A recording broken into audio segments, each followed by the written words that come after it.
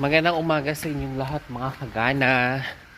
Dito tayo ngayon sa labas. Actually kakagising ko lang. Kasi bibili tayo ng itlog.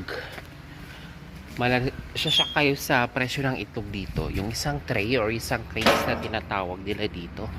Dito ako sa gilid. Ay, may mga sasakyan.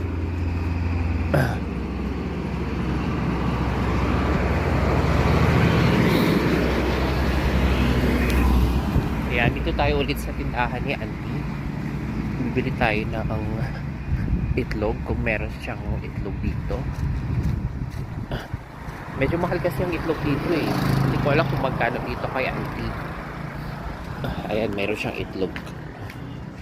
Morning! Morning, Auntie. Tulog pa si Auntie. How are you? Auntie, can I buy egg please? 1 crate.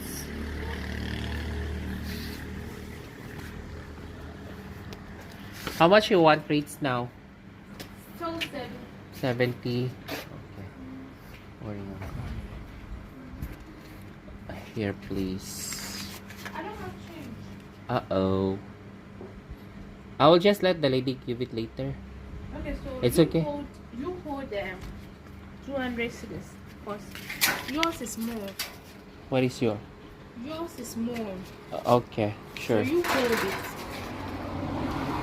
Uy! Hey! Auntie. Ayan. Okay, okay. Broken? Mm. Okay, okay. Thank you. I'll give the money, ah. Alright.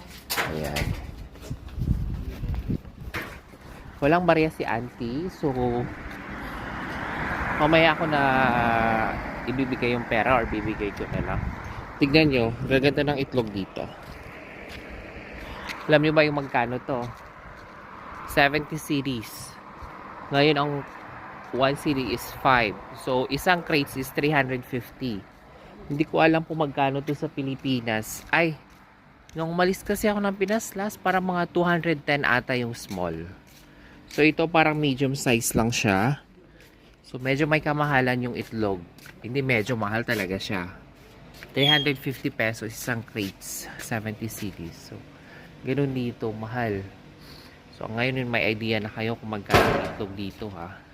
So, ayan. So, ayun lang. Just wanted to share how much is the egg here. Thank you.